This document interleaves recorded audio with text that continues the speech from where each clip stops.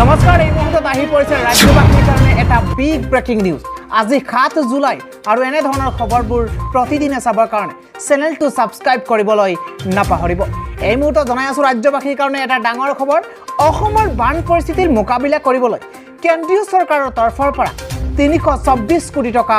মুকলি কৰি দিয়া হৈছে এই ডাঙৰ খবৰটো আপোনালোকক জনাইছো এবাৰ ৰাজ্যৰ বান পৰিস্থিতি মোকাবিলা কৰিবলৈ থকা বানাক্ৰান্তক সহায় আগবঢ়োৱাৰ বাবে আজি কেন্দ্ৰীয় চৰকাৰে 324 কোটি টকা মুকলাই দিছে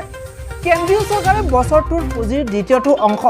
আজি মুকলি কৰি দিছে আজি টুইট যোগে মুখ্যমন্ত্ৰী ডক্টৰ হিমন্ত বিশ্ব শৰ্মাই এই কথাটো জনাইছে মুখ্যমন্ত্ৰী ডক্টৰ হিমন্ত বিশ্ব শৰ্মাই টুইটত প্ৰকাশ কৰি কৈছে কেন্দ্ৰীয় চৰকাৰে ৰাজ্যিক দুৰ্যোগ সহাৰি পুঁজিৰ অগ্ৰিম অংশ হিচাপে 324 কোটি টকা মুকলি কৰি দিয়াৰ বাবে প্ৰধানমন্ত্ৰী নৰেন্দ্ৰ মোদীৰ ওচৰত আমি অত্যন্ত কৃতজ্ঞ ইয়াৰ ফলত বৰ্তমানৰ বানপানীৰ বিৰুদ্ধে যুঁজ দিয়াত সহায়ক হ'ব আৰু লগতে বান পীড়িতসকলৰ বাবে ব্যৱস্থা লোৱাত সহায়ক হ'ব বুলি মুখ্যমন্ত্ৰী ডক্টৰ হিমন্ত বিশ্ব শৰ্মাই লগতে টুইটত উল্লেখ কৰিছে পৰৱৰ্তী খবৰটো হৈছে সমাগত ঈদত ইছলাম ধৰ্মাৱলম্বী লোকসকলে গুৰ কুৰবানী দিবৰ কাৰণে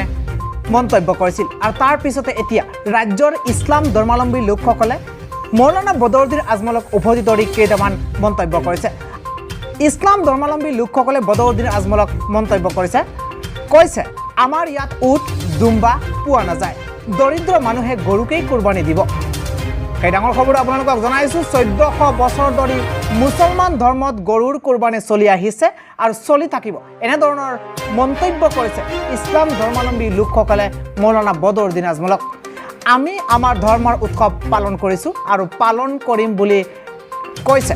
ইছলাম ধৰ্মাৱলম্বী লোকসকলে তাত বাধা দিয়াৰ কি কাৰণ বদৰুদ্দিন আজমলৰ এনেদৰে বদৰুদ্দিন আজমলক উভতি ধৰিছে ইছলাম ধৰ্মাৱলম্বী লোকসকলে আৰু ইয়াৰ লগতে কৈছে যোৱা 50ৰ পৰা 75 বছৰ ধৰি কি কৰি আছিল বদৰুদ্দিন আজমলে পূৰ্বৰে পৰা কুৰবানী দি আহিছো আৰু আমি এতিয়াও কুৰবানী দিমেই এনেধৰণে